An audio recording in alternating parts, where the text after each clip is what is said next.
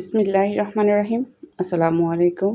আশা করি সকলেই ভালো আছেন। আপনাদের দোয়া ভালোবাসা আলহামদুলিল্লাহ আমিও ভালো আছি। আজকে শুক্রবার ছুটির দিন। আজকে ঢাকা আসার পরে আমি প্রথম ভিডিও শুরু করতেছি। ঢাকা আসছি প্রায় 1 সপ্তাহ হয়ে গেছে। আজকে ভিডিওটা শুরু করতেছি সকাল থেকে, সকালের নাস্তা বানানো থেকে। এখানে আমি 1 কাপ পোলাওর চাল নিয়ে নিচ্ছি, যেটা হচ্ছে গুঁড়া চাল। এটা হচ্ছে যে দেশি দানের যে চালটা হয় সেটা। এটা কোনো প্যাকেটের না, এটা আমি গ্রাম থেকে নিয়ে আসছি, এটা আমার শাশুড়ি দিচ্ছে। সো এটা দিয়ে আমি একটা ফিরনি রান্না করব, সেজন্য আমি নামিয়ে নিচ্ছি। আমার কাছে লিকুইড দুধ ছিল ডিপ ফ্রিজে, সেই লিকুইড দুধটা নামিয়ে নিচ্ছি। আর চালটা একটু কিছুক্ষণ ভিজিয়ে রাখার পরে তারপরে ব্লেন্ডারে গুঁড়া করে নিচ্ছি। এটা এভাবেই রান্না করা হয়। এটা আমরা ছোটবেলাতে অনেক বেশি খেয়েছি যখন আমরা পড়ালেখা করতাম। আম্মু সকাল বিকালের নাস্তায় কোনোদিন মাঝে মাঝে দিত। আমাদের কাছে তখন থেকেই খুব বেশি পছন্দের ছিল। আর আমরা এটা খেতে অনেক বেশি পছন্দ করি। বিশেষ করে আমি অনেক পছন্দ করি। আমরা সবাই পছন্দ করি। আমিও পছন্দ করি। আর এই যে রুটিগুলো বানিয়ে নিচ্ছি। আমি সবসময় সিদ্ধ আটার রুটিটা বানাই। এটাতে মনে হচ্ছে যে রুটির যে খাওয়ার যে একটা টেস্ট সেটা থাকে, মানে শক্ত হয় না, রুটিটা নরম থাকে। আর নরম রুটি খেতেও মজা, শক্ত রুটি তেমন একটা ভালো লাগে না। এই যে আমার এদিক দিয়ে ফিরনিটা রান্না করা হয়ে গেছে। আমি একটু পরিমাণে বেশি করে নিছি, যেহেতু আমার এই ফিরনিটা অনেক বেশি পছন্দের, যেন আমি যখন ইচ্ছে তখন একটু করে প্রয়োজন মতো খেতে পারি। আর এটা এরকম খাওয়ার চাইতে ঠান্ডা করে খাওয়া আরও বেশি মজার। সো এখন যেহেতু আমি সকালের নাস্তা করব, মানে রুটির সাথে খাবো, সো আমি নিয়ে নিছি এবং আমার হাজব্যান্ডকেও দিয়ে দিচ্ছি। এখন সেও খাবে। তারপরে আমি বাকিটা ফ্রিজে রেখে দেব, যখন ঠান্ডা হবে বা বিকেলের দিকে তখন একটু আবার খাবো। এটা নর্মাল ফিরনির মতোই, জাস্ট এটার সাথে শুধু চিনি, দুধ আর হচ্ছে যে মানে একটা সেমাই রান্না করার জন্য যেরকম লাগে সেরকমই। সেমাইয়ের পরিবর্তে দিয়ে দিবেন আপনারা এই হচ্ছে গুঁড়া চালের এই মিশ্রণটা, তাহলেই হয়ে যাবে। আর এটা অত বেশি ঝামেলার না। এই যে আমি একটু রুটি দিয়েও খেয়ে নিচ্ছি। আমার কাছে এটা খালিও ভাল লাগে, রুটি দিয়েও ভাল লাগে। আমি প্রায় সময় করে থাকি বাসায়। আর নাস্তা টাস্তা শেষ করে আপনাদের ভাইয়ার একটু নিচে গেছে বাজার নিয়ে আসার জন্য। আজকে যেহেতু ছুটির দিন ছিল আর শুক্রবার, কম বেশি শুক্রবারই কিছুটা বাজার করা হয়। এমনিতে আমাদের বাসার নিচেই সব কিছু পাওয়া যায়, ওরকম স্পেশালি কিছু করা হয় না, মানে একসাথে মোটে বাজার করা হয় না। যখন যা প্রয়োজন হয় তখন তাই নেয়, কিন্তু বিশেষ করে মাছ একটু বেশি বাজারগুলো শুক্রবারই করা হয়, যেহেতু ছুটির দিন থাকে, রিল্যাক্সে বাজার করা যায়। তো এখানে নিয়ে আসছে তরতাজা পুঁইশাক, আর মসুর ডালটা শেষ হয়ে গেছে। এখানে 1 কেজি মসুর ডাল নিয়ে আসছে। আর এই যে এখানে ছিল 2টা মাছ। এটা হচ্ছে একটা আইড় মাছ ছিল। বাসায় 2 আইটেমের মাছ আছে, তারপরও মনে হচ্ছে যে আরেকটা মাছ এই সপ্তাহে প্রয়োজন হবে, যেহেতু আমরা একটু ঘুরিয়ে ফিরিয়ে খাওয়া পছন্দ করি, প্রতিদিন একই মাছ খাওয়াটা পছন্দ করি না। আর এখানে নিয়ে আসছে হচ্ছে পেয়ারা, সাথে ছিল 4টা আম না 3টা আম, কাঁচা আম। আমার শ্বশুর বাড়িতে অনেক আম, আবার বাবার বাড়িতেও অনেক আম আছে, কিন্তু সেখানে রোজার ভিতরে অত বেশি খাওয়া হয় না। আর সব জায়গায় এত ঘোরাঘুরি করা হয়েছে যে ভালোভাবে আমের ভর্তা খাওয়া হয় নাই, সেজন্য ঢাকাতে এত দাম দিয়ে আমরা আম কিনে খাচ্ছি।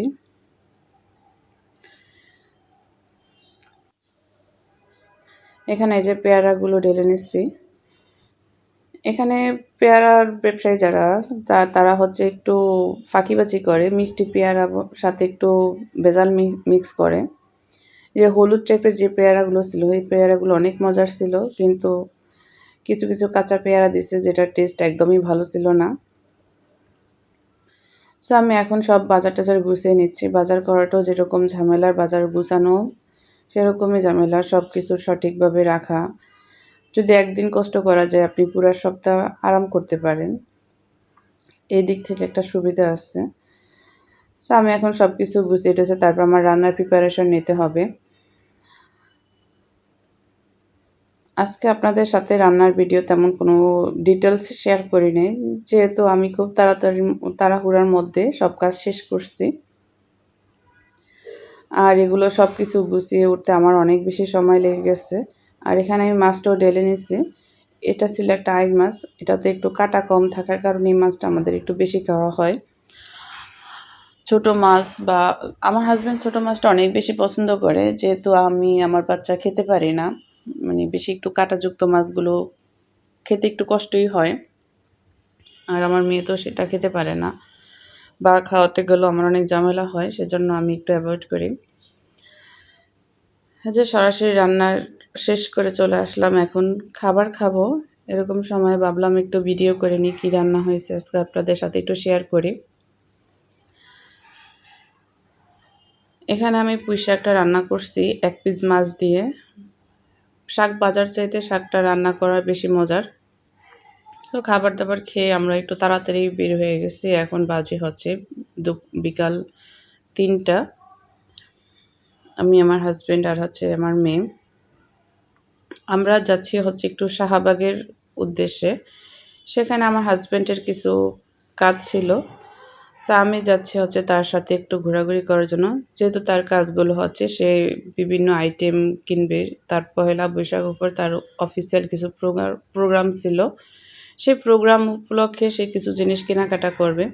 সেজন্য আমিও তার সাথে চলে আসছি।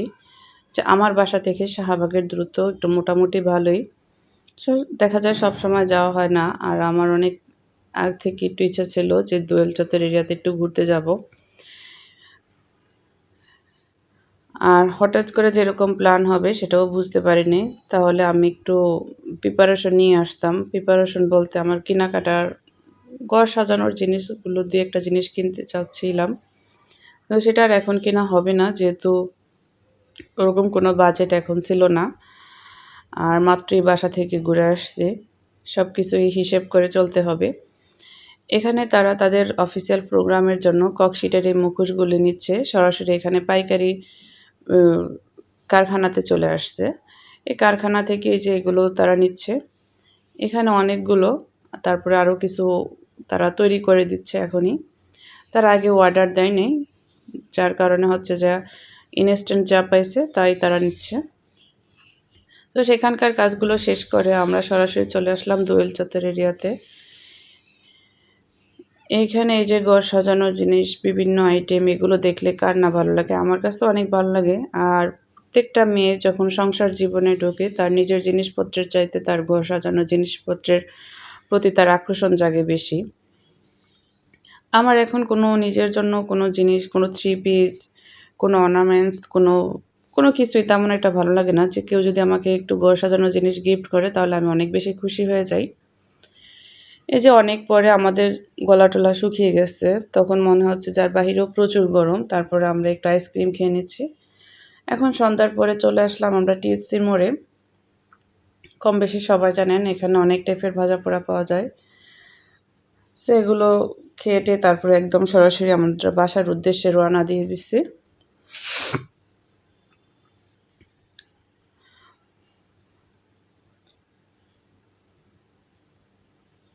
এই যে আমাদের বাসার উদ্দেশ্যে রওনা দিয়ে দিচ্ছি। আমাদের বাসা থেকে যেহেতু শাহবাগের মোড়টা অনেক বেশি দূরত্ব, তো আমরা আজকে যাচ্ছি হচ্ছে এলিভেটেড এক্সপ্রেসওয়ে দিয়ে।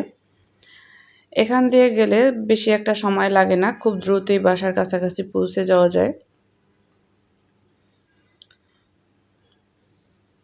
বিশেষ করে এই জায়গাটা দিয়ে আমার যেতে খুব ভালো লাগে, কোনো যানজট নেই, রিল্যাক্স একদম একটানে মনে হচ্ছে যে চলে আসে।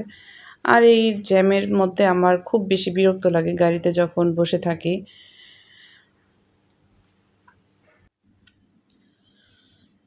তো আমার ভিডিওটি এ পর্যন্ত যে যেখান থেকে দেখতেছেন সবাইকে অসংখ্য ধন্যবাদ। যদি আমার ভিডিওটির কোনো অংশ আপনাদের ভালো লেগে থাকে অবশ্যই আমার চ্যানেলটি সাবস্ক্রাইব করে পাশের বেল আইকন ক্লিক করে আমার পাশে থাকবেন।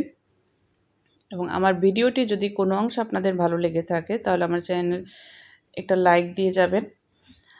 আর কমেন্ট সেকশনে আপনারা কিছু জানাতে পারেন যে আপনাদের কাছে কেমন লাগছে।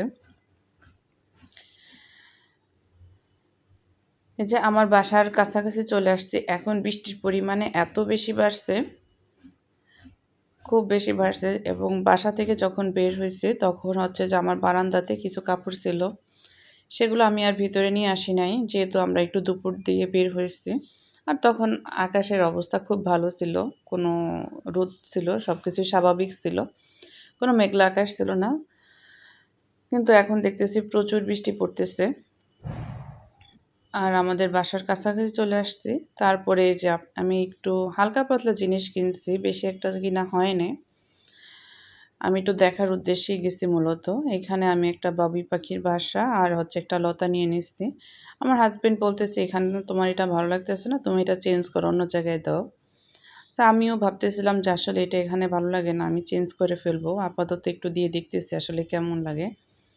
আমি একটু জিনিসপত্র কেনার পর সাথে সাথে একটু দিয়ে দেখি যে আসলে কেমন লাগবে বা কি, খুব এক্সাইটেড থাকি জিনিসগুলো নিয়ে। আর এখানে ছিল একটা ফুলের টব, আমার মেয়েটা আমার একটা ফুলের টব ছিল, সেটা ভেঙে ফেলছে। তো আজকে আমি মাটির এই ফুলের টবটা নিয়ে নিচ্ছি।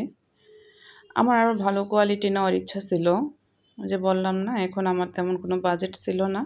আমি গেছি, আমার হাজব্যান্ডের সাথে সুযোগ পেয়েছি বিদায় আমি গেছি, তা না হলে আমি আর এখন এই সময় যেতাম না।